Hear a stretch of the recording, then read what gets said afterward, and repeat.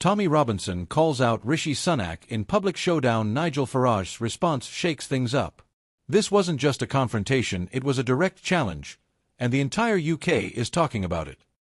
In a moment that has already sparked headlines, divided opinion, and pulled in millions of views across platforms, Tommy Robinson publicly called out Prime Minister Rishi Sunak, and the fallout?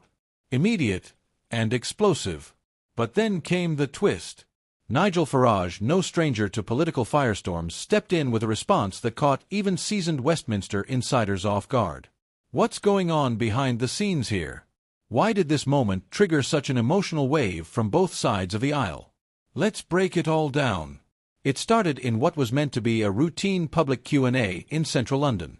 Rishi Sunak, addressing voters and press, was answering questions on law enforcement, cost of living, and restoring trust in government.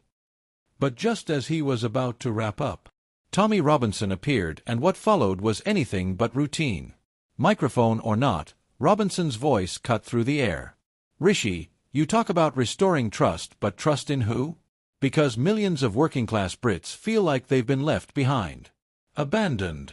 Security moved in, but Sunak signaled them to stand down briefly. Trying to maintain composure, the Prime Minister responded, "We're working for every Briton. We don't leave anyone behind." But Robinson wasn't done. You lock down the economy, open the borders, ignore grooming gangs, and now you want us to trust your version of stability? That moment, that line, it lit social media on fire. Within minutes, phones were out, clips were flying, and hashtags were trending. Just hours later, on his GB News segment, Nigel Farage weighed in. Now, Farage didn't echo Robinson's every word, but he made one thing crystal clear. You don't have to agree with everything Tommy Robinson says. But you do have to ask, why do these confrontations keep happening? Why are people feeling this unheard, this furious, this desperate to be listened to? He went on. The Prime Minister looked rattled. And that tells you all you need to know about the mood of this country. People are done with polished answers and rehearsed lines. They want honesty, even if it's rough, even if it's uncomfortable. Farage's segment quickly pulled hundreds of thousands of views. Clips of his commentary went viral. And suddenly, this wasn't just about Robinson, it was about trust, power, and how disconnected Britain's leadership feels to millions of its people. Some were quick to criticize the entire scene. This is chaos. Politics is not a shouting match. There's a way to ask questions and a time to do it. But others pushed back, with equal force. They ignore us until a camera's rolling and someone shouts truth in their face. That's the only time we get answers. And then there were the neutral voices, tired, frustrated, but not surprised. It's not about Tommy or Rishi. It's about a system where ordinary voices get drowned unless they go viral.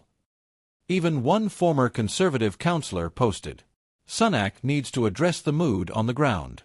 Pretending these confrontations are fringe noise is a big mistake." This moment didn't come out of nowhere. Tensions in the UK have been rising not just over immigration and law enforcement, but over trust in political elites.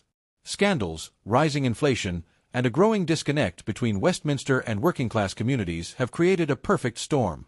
Tommy Robinson has always tapped into that anger, and Farage, with his polished tone and strategic mind, has amplified it for years. No.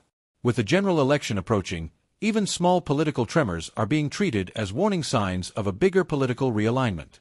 And if moments like this continue, the shift may happen sooner than expected. So what did the Prime Minister do next? As of now, Sunak's team has not released an official statement about the confrontation. Privately, some insiders say the PM is furious. Not necessarily at Robinson, but at how the optics of the event make him look detached, caught off guard, and insulated. One aide, speaking off the record, told a reporter, "It's not the confrontation itself. It's that people are starting to believe those accusations that we're out of touch.